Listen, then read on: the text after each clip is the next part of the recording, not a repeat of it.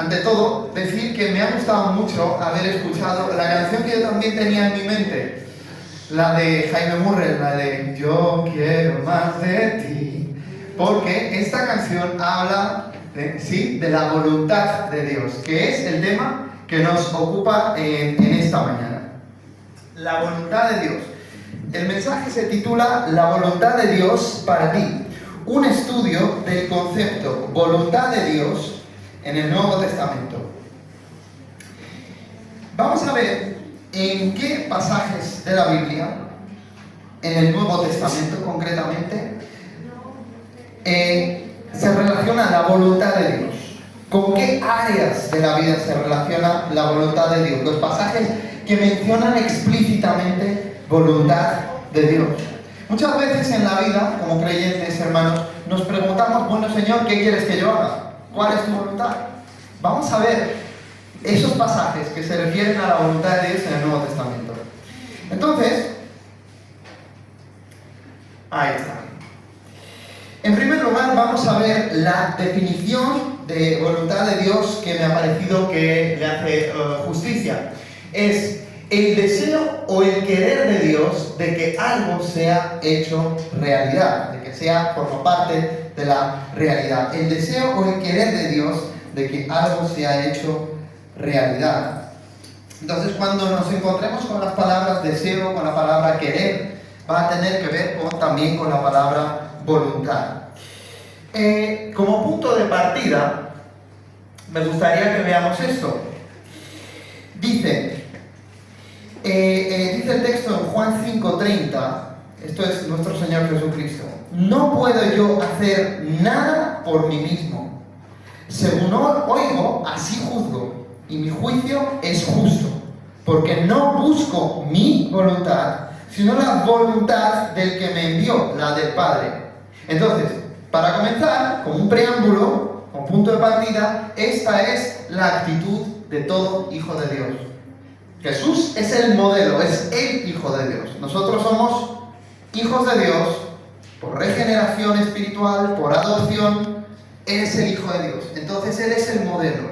Y si la vida de Jesús, ¿en qué consistía? No en hacer lo que Él mismo podría querer en su humanidad, sino según oye, así juzga, y su juicio es justo, porque no busca su voluntad, sino la voluntad del que lo envió, del Padre.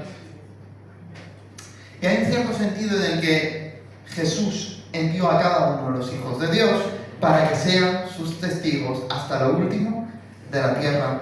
Veamos Efesios 5:17 también, dice: por tanto, no seáis insensatos, sino entendidos de cuál sea la voluntad del Señor. Entonces, Dios mismo nos ordena que conozcamos su voluntad. Y por último, Romanos 12:2. No os conforméis a este siglo, este mundo, sino transformaos por medio de la renovación de vuestro entendimiento, para que comprobéis cuál sea la buena voluntad de Dios, agradable y perfecta. Entonces, ¿qué es lo que Dios quiere? Que no te conformes, no te amoldes a este mundo, sino que seas transformado. La palabra ahí es metamorfosis. Seas transformado por medio de la renovación de tu entendimiento. Que tu entendimiento sea ajustado a las Escrituras, a la enseñanza de la palabra de Dios, para que compruebes cuál sea la buena voluntad de Dios, agradable y perfecta. Con este preámbulo, con este punto de partida, vamos allá. Entonces, vamos a ver las categorías. A ver si pasa. Ahí está. Las categorías que contempla el Nuevo Testamento utilizando el concepto voluntad de Dios. Para que veáis, a modo de índice, lo que vamos a ver en esta mañana, son 12 aspectos sobre la voluntad de Dios. La voluntad de Dios en relación con la salvación, en relación con el discernimiento espiritual, con el trabajo, la santificación, concretamente en el área de la pureza sexual, 5. Vida diaria para la gloria de Dios. 6. La apologética práctica. Luego vamos a explicar lo que es esto. Padecimiento por Cristo. Perseverancia en la fe. Ofrendas. Agradecimiento. Administración de los dones. Y por último, oraciones. Entonces, vamos a comenzar con la primera, la salvación. Ahí está. A ver. Ahí está. Bueno. Un momentito. Vale, pues vamos allá. Bien, entonces aquí tenemos el pasaje de Mateo 21:31, el primero de todos. Dice, ¿cuál de los dos, pregunta Jesús, hizo la voluntad del Padre? Dijeron ellos, el primero. Jesús les dijo, de cierto os digo, que los publicanos y las rameras van delante de vosotros al reino de Dios. ¿Dónde nos situamos aquí? Estamos en la parábola de los dos hijos. Un padre manda a sus hijos a que trabajen en su viña. El primero dice, el primero dice, no voy a ir, pero va. Al final dice que arrepentido fue. Pero luego está el otro, que dice, sí padre, sí voy a ir, pero no va. Entonces la pregunta es, ¿cuál de los dos hizo la voluntad de su padre? Y ellos dijeron, evidentemente, el primero. ¿A quién representa esto? A las personas que no viven creando su identidad en su religiosidad, pensando que ellos son los santos, los santurrones, los que se merecen la entrada en el reino de los cielos, sino los que, reconociendo que lo han hecho mal, que dijeron no al Padre, al final se arrepienten, cambian de mente, ¿y qué hacen? Hacen la voluntad del Padre. Y por eso Jesús indica, de cierto os digo que los publicanos y las rameras van delante de vosotros, los escribas, los fariseos, los religiosos, van delante de vosotros, ¿a dónde? Al reino de Dios. Entonces, ¿cuál es la voluntad de Dios? El arrepentimiento, el cual produce frutos dignos de arrepentimiento, que es el cambio de vida por tu conversión de corazón al Dios vivo y verdadero. Eso es lo primero. En segundo lugar, vemos el pasaje de Marcos 3:35. Porque todo aquel que hace la voluntad de Dios, ¿qué dice? Ese es mi hermano, mi hermana y mi madre. Jesús dice, ¿no? ¿Quiénes son mi madre y mis hermanos? Han venido a verlo. Y Jesús señala a los apóstoles, a aquellos que han dejado todo para seguirle, y dice, todo aquel que hace la voluntad de Dios, ese es mi hermano, y mi hermana y mi madre. Imagino que este texto molestará a los católicos romanos. Como la Santa Madre de Dios, tú eres la Madre de Dios. Cualquiera de nosotros es hermano, hermana y madre de Jesucristo. Porque Él nunca ha exaltado las funciones terrenales biológicas, sino el arrepentimiento y la unión espiritual con Dios. Eso es lo que vale. Entonces, el que hace la voluntad de Dios, el que es salvo por medio de la fe en Cristo, ese es su hermano, su hermana y su madre. En tercer lugar, Juan 1:13. Los cuales dice, está hablando Juan de que a los que le recibieron, a los que creen en Él, en su nombre les ha dado autoridad, potestad de ser hechos hijos de Dios. Dice, los cuales no son nacidos o engendrados de sangre, ni de voluntad de carne, ni de voluntad de varón, sino de Dios. Por la voluntad de Dios, tú naciste por el Espíritu Santo para una nueva vida. Esta mañana hemos cantado acerca del nuevo corazón. Dame un nuevo corazón. ¿Quién te da el nuevo corazón? El Espíritu Santo. Pero es necesario arrepentirse. Es necesario rendir nuestra voluntad a la de Dios para poder nacer de nuevo. No ser un proyecto humano, ser un proyecto divino. Gálatas 1:4, el cual se dio, hablando de Jesús, a sí mismo por nuestros pecados para librarnos ¿de qué? Del presente siglo o mundo malo, de esta edad malvada. Dice Juan que el mundo entero está bajo el maligno. Y Jesús vino para deshacer las obras del diablo, el cual se dio a sí mismo por nuestros pecados para librarnos del presente siglo malo, conforme a la voluntad de nuestro Dios y Padre. Entonces, la voluntad de Dios era tu salvación, el librarte del dominio de las tinieblas del presente siglo malo, conforme a la voluntad de Dios, el cual te amó de tal manera. Primera de Timoteo 2:4 dice, el cual se refiere a Dios, quiere, es decir, su voluntad, que todos los hombres, aquí es antropoi, hombres y mujeres, que todos los hombres sean salvos y vengan al conocimiento de la verdad. ¿Quiere Dios su salvación? Sí. Pero ¿quiere Dios también la salvación de estas personas que no lo conocen o que nunca han escuchado de su nombre? Sí.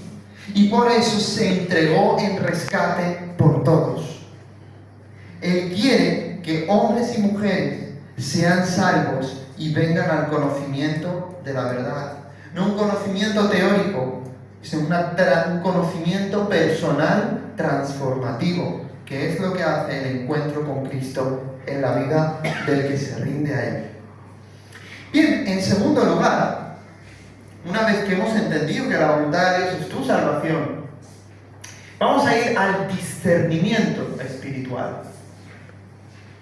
El discernimiento espiritual. Dice Juan capítulo 7, versículo 17, el que quiera hacer, eso lo dice Jesús, el que quiera hacer la voluntad de Dios, conocerá si la doctrina es de Dios, es decir, si la enseñanza de Cristo es verdaderamente de Dios, o si yo hablo por mi propia cuenta. ¿Cuántas veces ha dicho Juan en su epístola, ¿no? La idea está de que cuando tú estás unido a Dios, tú sabes reconocer la voz de la verdad.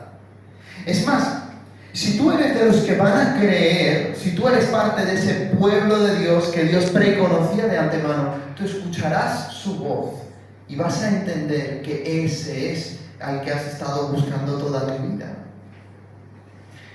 Y por eso también Juan dice en 1 Juan 4 que a los falsos maestros, a los falsos profetas, el mundo los oye porque es algo de ellos. Pero nosotros no los oímos, tenemos discernimiento espiritual. Sabemos distinguir la voz de la verdad de la voz de la mentira. No porque somos tan listos, sino porque tenemos al Espíritu omnisciente, al Espíritu de sabiduría, al Espíritu de inteligencia, al Espíritu de Dios que hizo todas las cosas. Entonces, el que quiere hacer la voluntad de Dios, piensa en todas las personas en este mundo.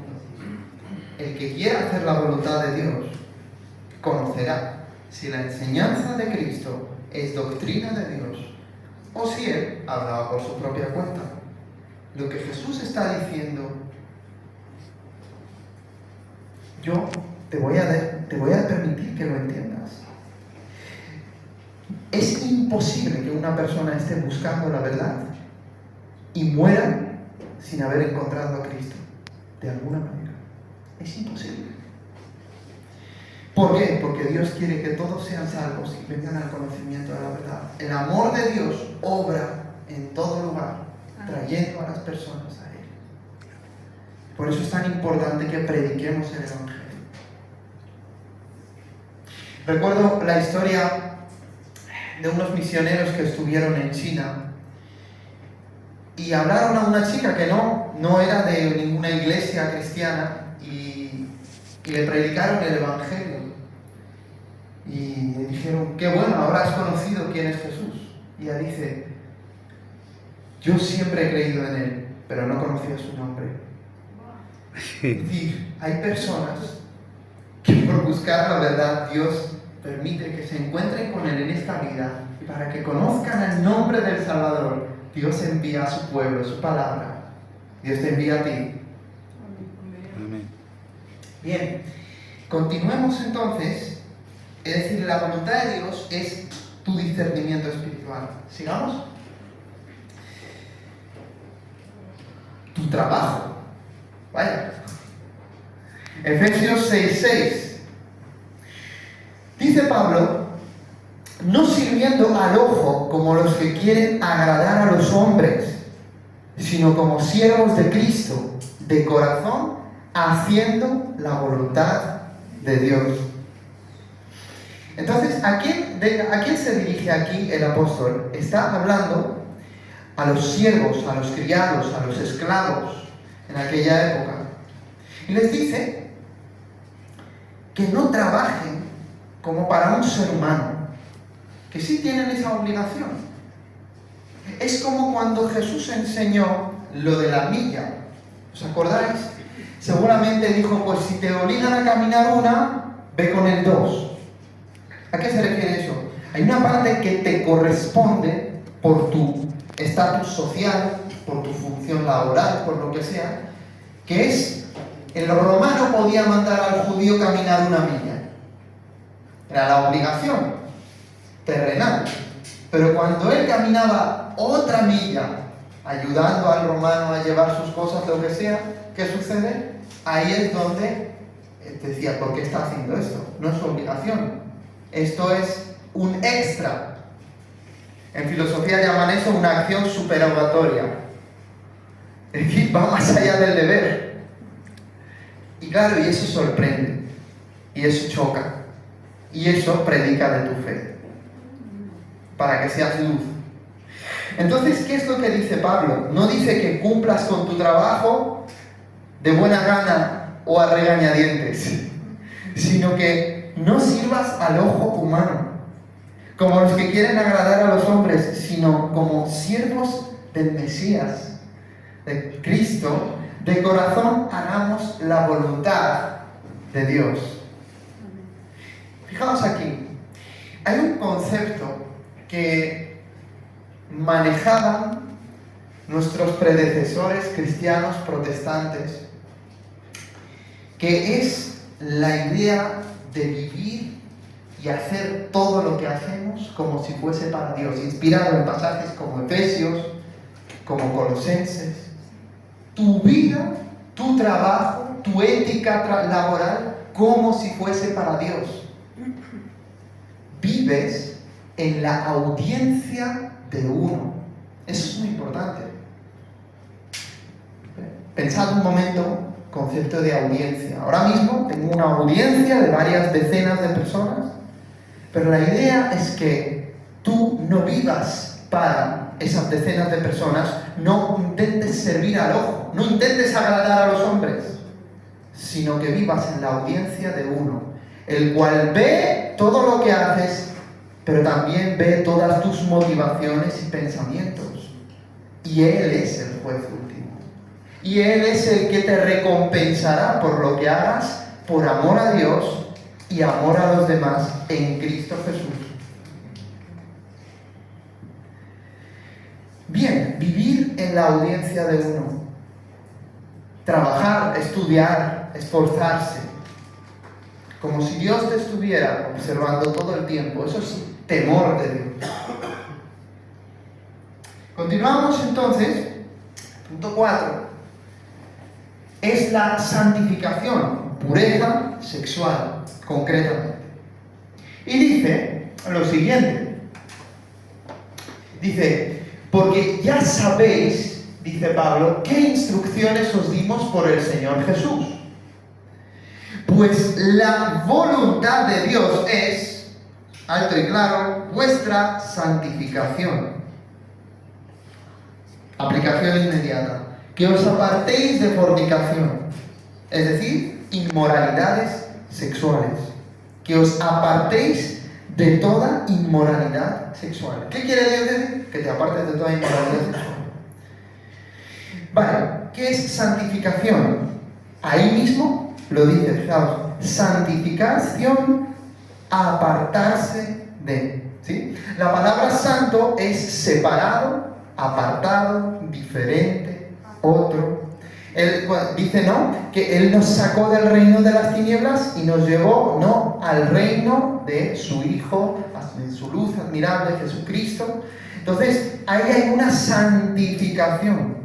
Teníamos un uso y Él nos saca de este sitio y dice, ahora vas a servir para otra cosa. Vas a servir para mi gloria, para mi honra. Entonces, Él te ha santificado, y la santificación tiene dos aspectos en la teología cristiana. La primera se le llama santificación posicional, que es la que Cristo te dio el día en el que le rendiste tu vida y naciste de nuevo. Porque ante Dios tú ya estás santificado. Ya está. Frente a Él estás santificado y justificado. Y por eso es porque cualquier momento que mueras puedes ir con Él. Porque Él te santificó con su sangre, con su espíritu. Pero hay otro aspecto que es la santificación que hay que apropiarse de ella. ¿Sí? Es decir, no es una posición, sino es algo que tienes que ir consiguiendo. Es decir, es un proceso. Por eso algunos lo llaman la santificación experimental o experiencial, como proceso. Porque no es solo lo que Cristo hizo por ti y ya lo recibiste. Ahora también hay un aspecto en el que Él te va transformando, como dice Romanos 8:29, para que seas más y más y más semejante a la imagen del Hijo de Dios, el cual se entregó por ti. Para que seas más y más como Él. Entonces, ¿qué dice el texto de la palabra? La voluntad de Dios es vuestra santificación, que os apartéis de inmoralidad sexual, que cada uno de vosotros sepa tener su propia esposa en santidad y honor. Estoy utilizando aquí la traducción, la Biblia textual. Sé que en la Reina Valera aparece lo del vaso, pero eso es una metáfora para entender la esposa, ¿no? Nosotros somos vasos que servimos al Señor y uno tiene que tener ese vaso en santidad, ¿no? Es decir, como dice también la carta a los Hebreos, que honroso sea el matrimonio y el lecho sin mancilla, pero a los adúlteros y fornicarios los juzgará Dios. Pues en esta misma línea está este texto, que cada uno de vosotros sepa tener a su esposa en santidad y honor. Es decir, este es el contraste con la fornicación. Y dice, no hay pasión de concupiscencia como los gentiles, los paganos, que no conocen a Dios. Claro, ellos no conocen a Dios y viven según sus propios estándares. Pero si tú eres pueblo de Dios, vives bajo otro estándar, el de Dios, que es santo. Sed santos porque yo soy santo. Dice, que ninguno, versículo 6, agravie ni engañe en nada a su hermano. Y aquí uno podría pensar que aquí se está hablando de algún tipo de agravio comercial, pero no, nada que ver. De hecho, los comentaristas ven en ese texto, porque después continúa hablando de la pureza sexual, de que aquí se está hablando de agravio. Piensa por un momento, ¿no?, el agravio que puede sufrir un hermano o una hermana porque alguno que se congrega en la iglesia cometa fornicación con el hijo o la hija de alguien de la iglesia o con el futuro marido de esta persona o con alguien que ya pues está casado, imagínate el marido o la mujer, ¿no?, que sufre agravio. Y si tú eres cristiano, eso ni se te puede ocurrir. Que ninguno agravie ni engañe en nada su hermano, porque el Señor es vengador de todo esto, como ya os hemos dicho y testificado. O sea que es algo que Pablo ya les había dicho a los tesalonicenses. Pues no nos ha llamado Dios. Ahí está la confirmación de que aquí no se está hablando del comercio. Pues no nos ha llamado Dios a inmundicia, sino a santificación. Así que el que desecha esta instrucción sobre la voluntad de Dios, no desecha a un hombre, sino a Dios, que también nos dio su Espíritu Santo. Sed santos porque yo soy santo. Y continuamos con el siguiente texto que dice, 1 Pedro 4:2, dice, para no vivir el tiempo que resta en la carne conforme a las concupiscencias de los hombres, sino conforme a la voluntad de Dios. Esto es muy interesante. Pedro parece que está hablando en la misma línea. Que no continúes invirtiendo el tiempo que Dios te da en la tierra, en la carne, conforme a las concupiscencias de los hombres, sino conforme a la voluntad de Dios. En este texto quiero fijarme en el contexto, que en el contexto Pedro dice desde el versículo 15 que de ninguna manera sufra alguno de vosotros como homicida o ladrón o malhechor o por entrometido. Pero si alguno sufre como cristiano, no se avergüence, sino que como tal glorifique a Dios. Porque es tiempo de que el juicio comience por la casa de Dios. Y si comienza por nosotros primero, ¿cuál será el fin de los que no obedecen al Evangelio de Dios? Y cita el Antiguo Testamento. Y si el justo con dificultad se salva, ¿qué será del impío y del pecador? Por consiguiente, los que sufren conforme a la voluntad de Dios, encomienden sus almas al fiel Creador, haciendo el bien. Es claro que me he ido a otro pasaje, pero no pasa nada, porque este es el que voy a hablar después. Entonces, la idea aquí es lo que hemos dicho, que no continuemos viviendo conforme a las concupiscencias de los hombres, sino conforme a la voluntad de Dios. Vamos a continuar con el siguiente aspecto, vida diaria para la gloria de Dios. Y fijaos aquí lo que dice 1 Tesalonicenses 4:2 y también 9 al 12. Es decir, estamos en el mismo pasaje de los tesalonicenses que acabamos de ver, pero nos saltamos al versículo 9 porque hay otro aspecto que es el de la vida diaria. Como veníamos diciendo, pues la voluntad de Dios es vuestra santificación. Y ahora, pero acerca del amor fraternal, es decir, esto es tu vida diaria, tu relación con tus hermanos y hermanas en Cristo. Dice, pero acerca del amor fraternal no tenéis necesidad de que os escriba, porque vosotros mismos habéis aprendido de Dios que os améis unos a otros, y también lo hacéis así con todos los hermanos que están por Macedonia. Pero os rogamos, hermanos, que abundéis en ello más y más, y que procuréis tener tranquilidad, ocuparos en vuestros negocios y trabajar con vuestras manos de la manera que os hemos mandado, a fin de que os conduzcáis honradamente para con los de afuera y no tengáis la necesidad de nada. Bien, aquí podríamos pensar a qué aspectos se refiere esto de la voluntad de Dios, de vivir de manera diaria para la gloria de Dios. Como podéis ver, en primer lugar, la relación con otros creyentes, el amor fraternal. Y te dice que ya sabemos que vosotros tenéis esta virtud, pero queremos que abundéis en ello más y más, la santificación. Y aquí dice algo curioso, y que procuréis tener tranquilidad. Bueno, ¿qué pasa? ¿Que tenían ansiedad los tesalonicenses? Bueno, dicen los comentaristas que esto seguramente tiene que ver con algunas actitudes que tenían los tesalonicenses pensando en que la segunda venida iba a venir de repente, que iba a llegar el arrebatamiento, que ya no hacía falta trabajar, en fin, ¿para qué? ¿No? Si ya va a venir en cualquier momento, ¿no? Claro, si tú vives, o sea, tenemos que esperar a Cristo, ¿sí o no? Sí.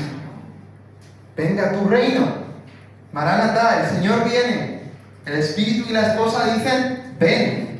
¿Sí?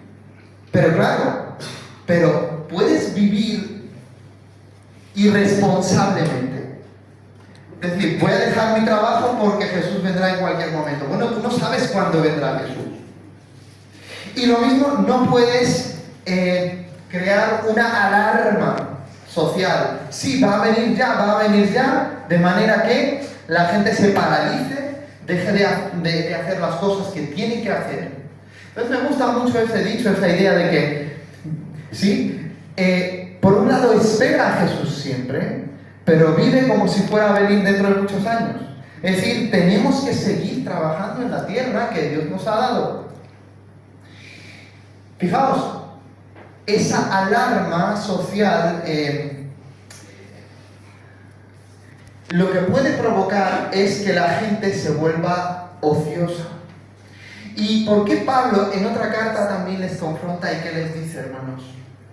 Les dice, el que no trabaja, que tampoco coma. Porque había hermanos en la iglesia que no querían trabajar y querían, venga, pues voy a depender de otros.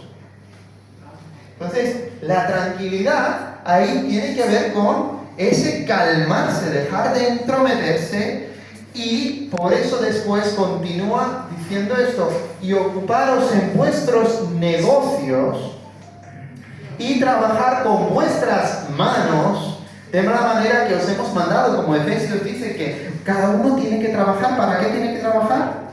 Para tener con qué compartir con los necesitados. Trabajar con vuestras manos de manera que os hemos mandado, a fin de que os conduzcáis honradamente para con los de afuera. La gente tiene que llevarse el testimonio correcto. Y termina diciendo, a fin de que os conduzcáis honradamente y no tengáis necesidad de nada. No es que seas rico y no tengas necesidad de nada, sino que no dependas innecesariamente de los demás. Bien, vamos a continuar. Y ahora vamos con el punto de la apologética práctica. Para los que no sabéis, la apologética es el arte, es la ciencia, es la rama de la teología que se ocupa de la defensa razonable de la fe cristiana. Es decir, que el cristiano o la cristiana en su día a día sepa dar razón de su fe, razón de la esperanza que cada uno tiene. Bien, pero la apologética, como dice Pedro en su primera carta, 1 Pedro 3:15, dice que tenemos que saber hacerlo con mansedumbre y reverencia ante todo el que demanda esta razón de la esperanza que hay en nosotros. Es decir, no es solo intelecto, no es solo retórica, no, sino tiene que ver con tu práctica, con tu ética, con tu día a día, con tu testimonio. Mira lo que dice, a lo que nos exhorta el apóstol Pedro. 1 Pedro 2:15 dice, porque esta es la voluntad de Dios. ¿Quieres saber la voluntad de Dios? Que haciendo bien hagas callar la ignorancia de los hombres insensatos. Y ahí está el versículo que antes os había leído en contexto. Está hablando de someterse. A ver, un segundín. A ver. Aquí tengo el texto. Someteos por causa del Señor a toda institución humana. Fijaos, ¿de qué está hablando aquí? Someteos por causa del Señor, no por causa del miedo a que te encarcelen o lo que sea.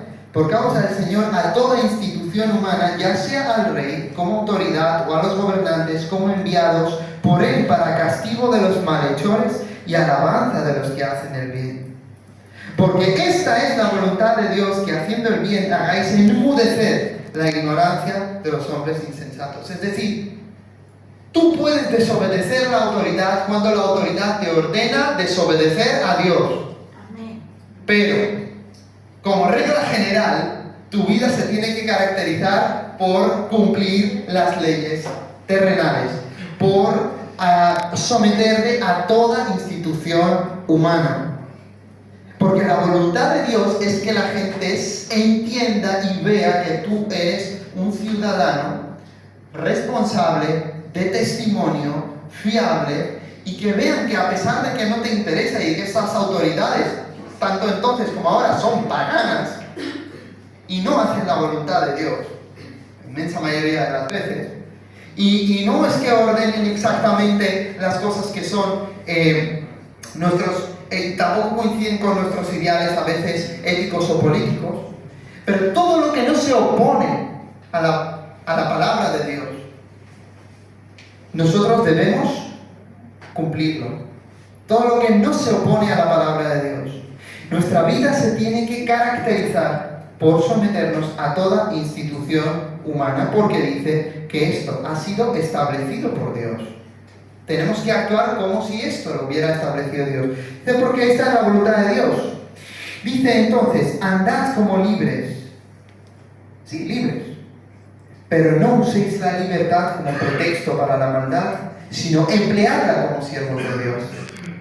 Honrad a todos, amad a los hermanos, temed a Dios, honrad al rey. Entonces, ¿qué es lo que nos enseña? A dejar un buen testimonio, la apologética práctica. Es decir, que tú seas un testimonio, que tengas las actitudes correctas, el respeto correcto. Eso también tiene que ver con nuestro lenguaje, cómo hablamos acerca de los que gobiernan, el gobierno de turno, el gobierno nacional. ¿Sí? Una cosa es estar en acuerdo o desacuerdo, y otra cosa es que salgan palabras corrompidas de nuestra boca. Por Pablo dice que todo lo que salga por tu boca sea necesario para la edificación, no para destrucción, no para maldición. ¿Sí? Hay que tener en cuenta todas estas cosas. Continuamos con lo siguiente.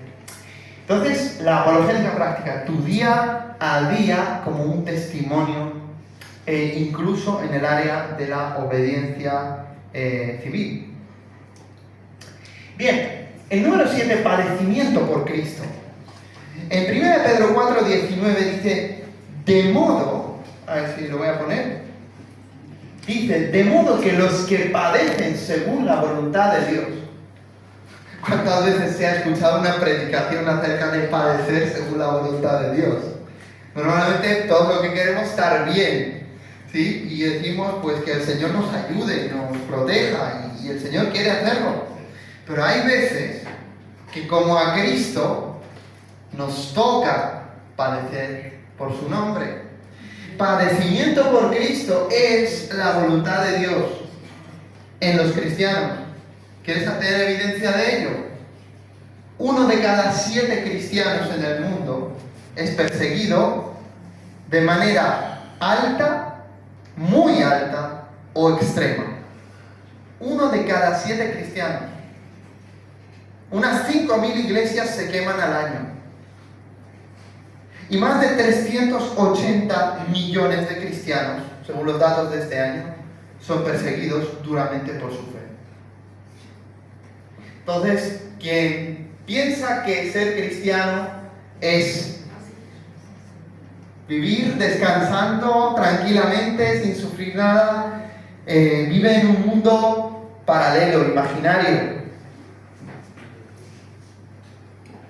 Me gustaría leeros entonces el contexto de esto que estamos leyendo, que es lo que leí antes, que de ninguna manera sufra alguno de vosotros como homicida o ladrón o malhechor o por entrometido. Es decir, que el cristiano, es tu testimonio, no puedes estar sufriendo por esas cosas, de ninguna manera. Pero si alguno de vosotros sufre como cristiano, que no se avergüence, sino que como tal glorifique a Dios. Glorifica a Dios en medio de la persecución que enfrenta. No van a quemar tu familia, tu iglesia, no te van a encarcelar de momento, pero a que te pueden hacer bullying por ser creyente, por ser diferente, a que en el trabajo se puede molestar contigo, pues de que tú eres evangélico y tú que crees, o se pueden apartar de ti porque desconocen lo que eres o lo que somos. ¿Y cuántas veces, pues, los cristianos sufrimos discriminación en todas las áreas de la vida, incluyendo, pues, a nivel legal, en todos los aspectos? Fijaos, por ejemplo, mientras va avanzando la enseñanza religiosa islámica en algunos sitios, a la enseñanza religiosa evangélica no quieren que avance, y eso es paradójico, ¿verdad? En un país cristiano de tradición, una enseñanza basada en la Biblia, que es el libro sagrado también de la Iglesia Católica, que vaya a avanzar otra religión en los colegios y no se abra la puerta de par en par a algo que ha demostrado ser un beneficio cuando se vive y se aplica la ética cristiana en la vida, en la educación, en los niños, en el día a día, es paradójico. Pero sufrimos discriminación. Seguramente, si tú vives la vida cristiana, si tú vives la fe, vas a encontrarte con este tipo de problemas. Pero, ¿qué es lo que dice la Biblia? Que si padeces según la voluntad de Dios, es decir, como cristiano, por seguir la palabra de Dios, que dice, encomienda tu alma al fiel Creador y haz el bien. Sigue haciendo el bien. Sigue imitando a Cristo Jesús. En octavo lugar, perseverancia en la fe, hermanos. Perseverancia. No solamente ser perseguido por causa de su nombre, que puede ser la voluntad de Dios, pero además Dios ordena que perseveremos. Veamos el texto. Bien, Hebreos 10:36. La carta a los Hebreos se escribe a una iglesia de personas que son judíos de trasfondo, pero que han creído en Jesucristo como su Mesías. Pero que, como el judaísmo es legal en el Imperio Romano como religión, pero el cristianismo no lo es, ellos experimentan persecución.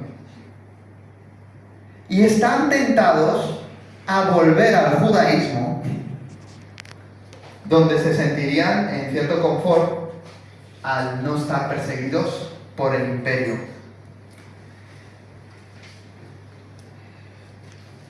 En el capítulo 12 incluso el autor de Hebreos les dice, todavía no habéis luchado hasta la sangre. Mirad, todavía no habéis luchado hasta la sangre. Porque dice, os es necesaria la paciencia, para que habiendo hecho la voluntad de Dios, la perseverancia en la fe, obtengáis la promesa. Y os leo el contexto. Dice desde el 34 al 36, porque tuvisteis compasión de los prisioneros, pensad en la persecución, ¿no? Y aceptasteis con gozo el despojo de vuestros bienes. O sea, que han sido fieles los hebreos, sabiendo que tenéis para vosotros mismos una mejor y más duradera posesión, las riquezas en el reino de Dios. Por tanto, ahí está, no desechéis vuestra confianza, la cual tiene gran recompensa, tu fe, porque tenéis necesidad de paciencia, para que cuando hayáis hecho la voluntad de Dios, obtengáis la promesa en el fin, la promesa del reino de Dios y de las recompensas que Jesús va a traer. Vamos a continuar con el pasaje siguiente, el cual se refiere a las ofrendas. También se menciona la voluntad de Dios aquí, y dice en 2 Corintios 8, 1 al 6. Asimismo, hermanos, os hacemos saber la gracia de Dios que se ha dado a las iglesias de Macedonia, que en grande prueba de tribulación la abundancia de su gozo y su profunda pobreza abundaron en riquezas de su generosidad. A pesar de la tribulación, la abundancia de su gozo y su profunda pobreza abundaron en riquezas de su generosidad. Qué curioso, ¿no? Cuando más te persiguen y cuando más necesidad tienes, ofrendas más. Pues doy testimonio de que con agrado han dado conforme a sus fuerzas, conforme a su capacidad, y aún más allá de sus fuerzas. La acción supererogatoria, ¿no? Cuando das más allá del deber, más allá de tus fuerzas, pidiéndonos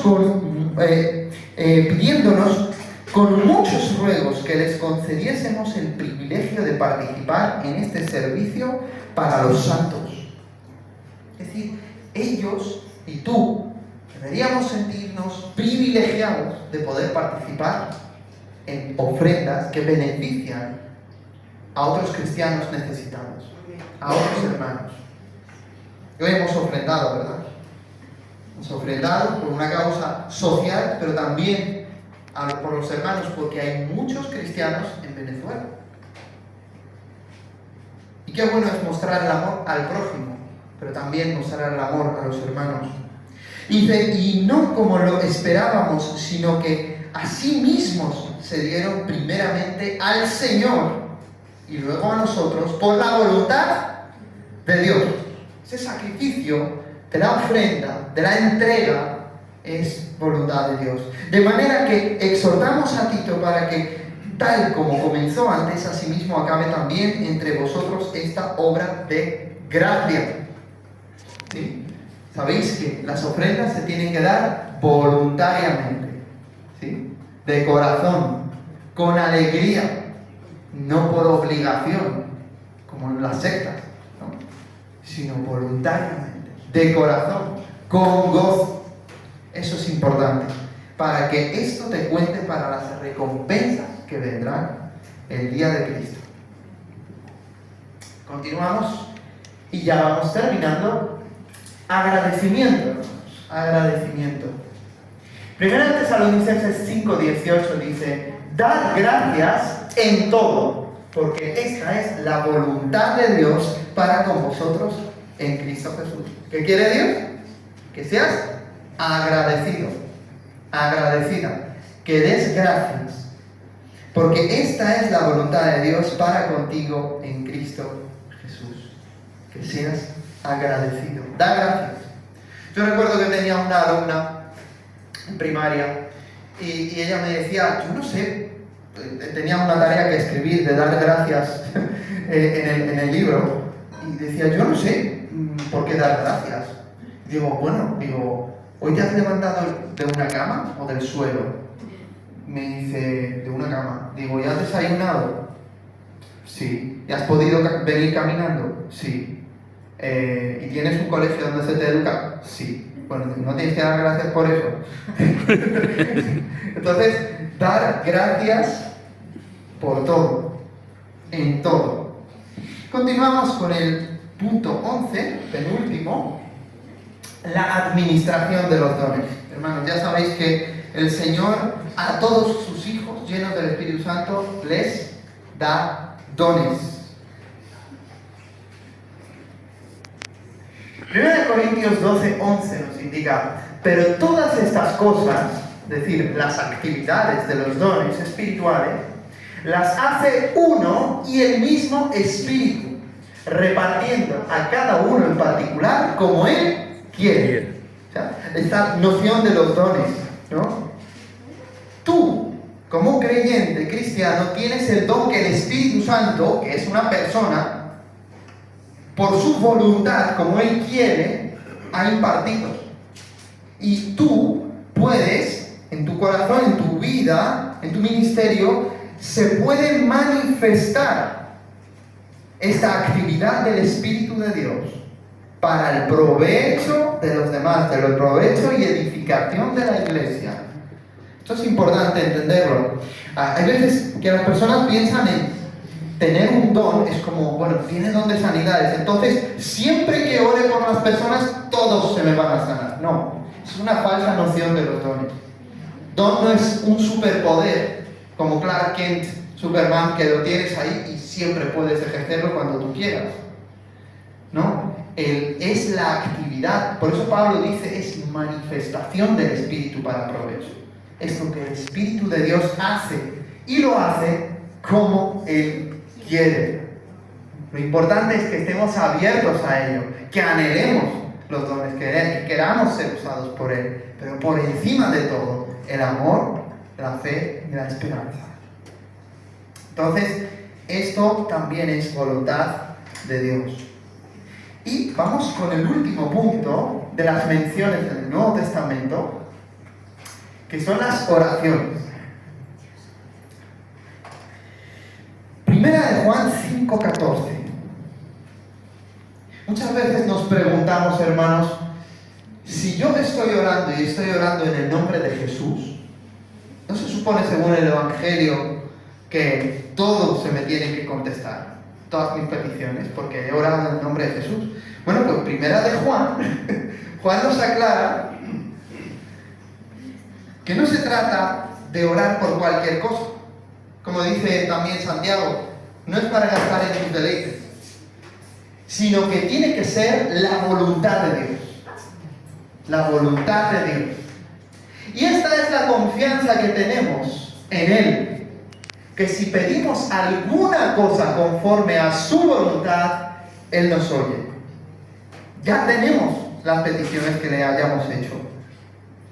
Ya lo tenemos. Pero la condición es que sea la voluntad de Dios en ese momento. Claro, pero ¿cuáles son las respuestas? Si tú oras y aparentemente no tienes contestación, piensa que las respuestas de Dios son 3. Sí, no y no todavía. ¿Sí? Sí, no y no todavía. Entonces a veces pedimos algo y todavía no es el tiempo. Por ejemplo, yo a mis 20 años comencé a orar por mi esposa. Yo me convertí en el año 2007, en el año 2009 empiezo a orar, 2009-2010, pero no es hasta 2014 que ella se hace cristiana, en otra parte del mundo. Entonces, ¿cómo es posible que Dios me diera la esposa que Él tenía prevista para mí, si ella todavía no era cristiana? Entonces, no es que haya sido un no, era un no todavía. Y así hay muchas cosas. Hay veces que el Señor le pide salud y Él te sana, y gloria a Dios. Pero otras veces no te sana todavía, y después sí, y le das todavía más gracias. Y otras veces, pues tendrás que esperar a la resurrección. Esa es la realidad. Recuerdo una vez el pastor Pedro David predicó que hay 3 tipos de enfermedades. Enfermedades disciplinarias, cuando has hecho algo mal y Dios te está parando los pies. Enfermedades para muerte, porque toca la hora, hay que irse de aquí, todo tiene su tiempo en esta tierra. Y también enfermedades para la gloria de Dios. Que algo que sucede para que Dios, después la gloria y el nombre de Dios sean glorificados, la gloria de Dios se manifieste. Tenemos que tener en cuenta estos aspectos teológicos cuando hablamos de oración. Entonces, si pedimos algo que es conforme a su voluntad, Él nos oye. Y sus respuestas son sí, no y no todavía. Y ahora vamos con un aspecto que es una advertencia para todos nosotros. Advertencia al congregante, al que se reúne en las iglesias. Indistintamente, ¿no?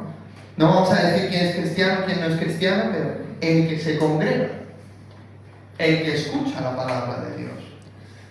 Vamos a ver lo que dice. Lucas 12:47. Es Jesús hablando acerca de su segunda venida y de la retribución y el castigo que van a sufrir los que no le conocen. Y dice, aquel siervo que conociendo la voluntad de su Señor, en este caso tú, ¿no? Porque esta mañana has conocido 12 puntos de la voluntad de Dios en el Nuevo Testamento, ¿no? Aquel siervo que conociendo la voluntad de su Señor no se preparó, ni hizo conforme a su voluntad, recibirá muchos azotes. Y lo contrasta con aquel que no conoce la voluntad de Dios y recibirá pocos azotes. ¿A qué se refiere esto? Es una advertencia. Decía el tío de Spider-Man, ¿no? Porque un gran poder conlleva una gran responsabilidad. Bueno, cuanto más sabes, más responsabilidad tienes. Eso es la versión de la Biblia. A quien más se le da, más se le pide. Se te ha dado mucho. No solo una predicación de este domingo, sino tienes la Biblia todos los días de tu vida. Tenemos un privilegio, ¿eh? Muchos hermanos no tienen ni la Biblia, ni el Nuevo Testamento completo. y algunos ni un evangelio. Aquel siervo que, conociendo la voluntad de su Señor, no se preparó ni hizo conforme a su voluntad, recibirá muchos azotes. Por eso Cristo distinguió entre los que oyen la palabra de Dios y la cumplen, los que edifican su casa sobre la roca, y los que la oyen y no la cumplen, que son los que edifican su casa, su vida, sobre arena, sin fundamento, lo cual viene a la destrucción. ¿Qué es esto de los azotes? Es el grado de castigo. ¿Os acordáis de esos pasajes cuando Jesús dice que hay de estas ciudades, ¿no? Porque ellas han tenido a Cristo, han visto sus milagros, han visto su predicación, sus acciones, y estas ciudades impenitentes. Dice que si esto hubiese sucedido en Sodoma, hace tiempo se habrían arrepentido. Pero estas ciudades, teniendo más, van a ser juzgadas de manera más severa. Por eso el castigo para Sodoma será más tolerable que para aquellos que tienen la palabra de Dios, que conocen la voluntad de su Señor, pero pasan de ella. Por eso es una llamada de atención para todos nosotros. Arrepiéntete y cree en el Evangelio. Yo no sé si eres creyente verdadero, pero es necesario que te arrepientas. Te es necesario nacer de nuevo. Es necesario que pases de muerte a vida. Que entregues tu corazón a Cristo. Y por último, y para cerrar este mensaje, me gustaría que nos pongamos en pie y oremos. Le digamos dos cosas, al menos. Gracias por revelarnos tu voluntad a cada uno de nosotros en Cristo Jesús. Y ayúdanos por tu Espíritu a obedecerte y a hacer tu voluntad en la tierra. Sí, Padre Celestial, gracias por darnos tu santa palabra, gracias por darnos a Jesucristo, gracias por derramar el Espíritu Santo en nuestros corazones, para que llevemos fruto y un fruto que te agrade, Señor. Oramos, Dios mío, para que esa palabra que nos has revelado a cada uno de nosotros, gracias, Señor, porque fue Cristo el que nos dio la palabra, y porque no solo nos dio una teoría, sino nos mostró su vida llena de justicia y de amor. Fue el verdadero Hijo de Dios, el verdadero ejemplo para nosotros de cómo hemos de ser. Pero también, Señor, oramos, ayúdanos, oh Dios, por tu Santo Espíritu, a obedecerte, y conforme a lo que hemos aprendido y oído hoy, Señor, a hacer tu voluntad en la tierra.